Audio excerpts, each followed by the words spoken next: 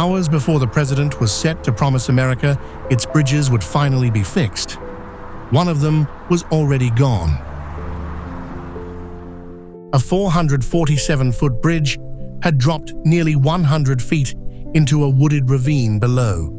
Nobody had died. Almost everybody should have. This is the story of a decade of warnings nobody with the power to act ever read twice. Forbes Avenue crossed Frick Park on a bridge called Fern Hollow, linking Squirrel Hill to the Regent Square neighborhood beyond. Friday, January 28th, 2022. Snow on the ground. An ordinary commute on a bridge nobody thought twice about. 6 cars crossed that morning and a Port Authority bus, Route 61B. Driver Daryl Luciani steady at the wheel. At 6:37 that morning, the bridge simply was not there anymore. Its steel legs gave way beneath the deck. The whole span dropped almost flat, like a table losing all 4 legs at once instead of slowly tipping over. A buried gas line tore open beneath the wreckage. 10 people were hurt that morning. Remarkably, none of them fatally. Engineers would later use one unfamiliar term to explain why a single broken part could take down an entire bridge. Rescue crews scrambled down into the ravine, reaching stranded drivers and the shaken bus passengers trapped inside the wreckage. Of the 6 vehicle occupants, 2 were seriously hurt, 1 lightly, 2 unharmed, and 1 person's condition unclear. The bus driver walked away with only minor injuries that morning. His 2 passengers riding along with him were completely unharmed. Within the hour, Mayor Ed Gainey stood at the ravine's edge, telling gathered reporters the only thing that mattered just yet. The good thing at this point is that there's no fatalities, Gainey said that morning. The governor soon declared a statewide disaster. Because the president was already flying into Pittsburgh that day to promote a new law meant to fix bridges exactly like this one. Here is the part that turns an accident into something closer to a decision nobody was ever forced to make. 3 years earlier, a software engineer named Greg Kokonski walked beneath the bridge one day and noticed something deeply wrong underneath. One of the bridge's big diagonal steel braces had rusted through entirely. He photographed it and posted a public warning. The city opened a tracking ticket after his warning. Weeks later, the rusted brace was simply removed and the ticket closed. Nobody ever looked deeper, because the deeper warning had already been sitting quietly in the city's own files for over a decade. The bridge had been listed in poor condition by the National Bridge Inventory since 2011, over 10 years. Reports dating back to 2005 had documented serious steel loss and repeatedly recommended repairs the city simply never made. In 2019, 2020, and 2021, every one of the bridge's 4 legs rated severely corroded.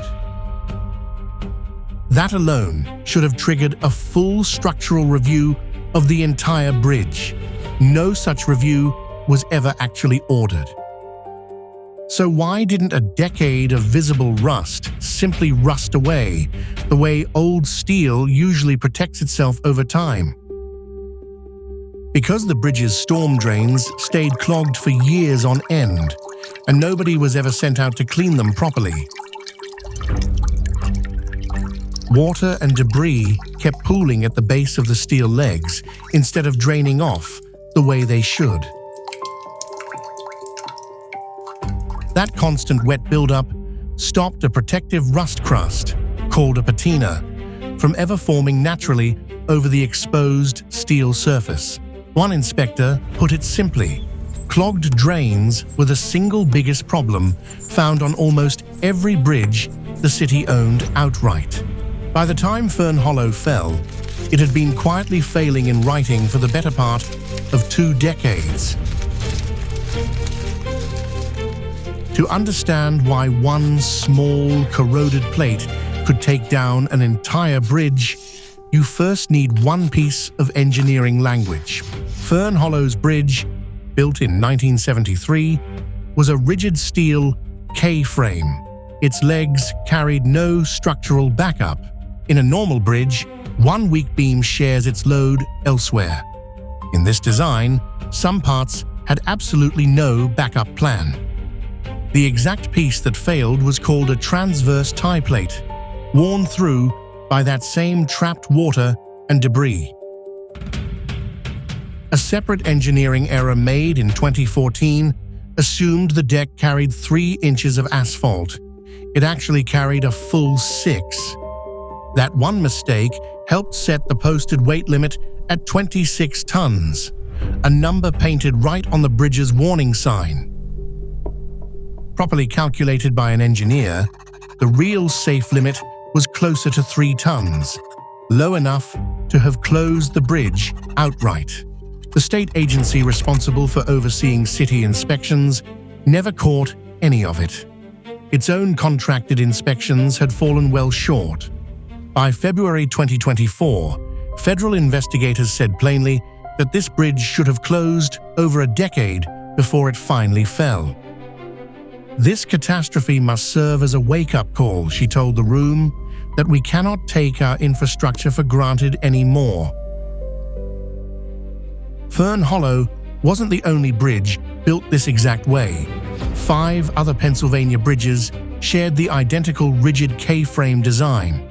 Federal investigators went further, urging officials nationwide to examine over 10,000 bridges built the same fragile way. So why does a city let a bridge sit in poor condition for a decade instead of simply fixing it? Before the collapse, Pittsburgh simply lacked enough staff and budget dedicated to bridge maintenance across its entire aging infrastructure system. Fern Hollow wasn't a freak exception at all. The city owned 24 other bridges carrying that exact same poor rating. One engineering professor estimated that fixing the full backlog would take a decade or more, even with unlimited funding available. Here's the uncomfortable twist. Today, more Pittsburgh bridges are rated poor than on the very day Fern Hollow actually fell. Partly, that reflects stricter inspections finally catching problems. But the underlying decay is still outrunning every available repair crew. To its credit, the city built a dedicated bridge unit and hired outside engineers to reassess every single bridge it owned. A city spokesperson later admitted that funding remains an area of focus, a polite way of saying the problem hadn't vanished. What Pittsburgh could do fast, it did fast. Emergency demolition and new bridge design work began almost immediately. The new replacement bridge used a deliberately different, more redundant design, so no single corroded part could ever repeat this failure. Construction began that following May. By December 20th, officials gathered at the same ravine for a ribbon-cutting ceremony. It wasn't Mayor Gainey's last word on this bridge. He returned, calling the fast rebuild proof of what teamwork achieves. The bridge reopened to traffic just 2 days later, 327 days after the morning it had originally collapsed. But rebuilding concrete proved easier than rebuilding trust. The driver from that same morning later sued the city in court. State law capped the city's total payout at $500,000. Lawsuits against the engineering firms remained fully unresolved. The investigation ended with 11 new recommendations, and one final irony that closed the loop the story had opened on. Fern Hollow finally failed after 17 years of documented warnings nobody with power ever acted on, until the last warning left was gravity itself.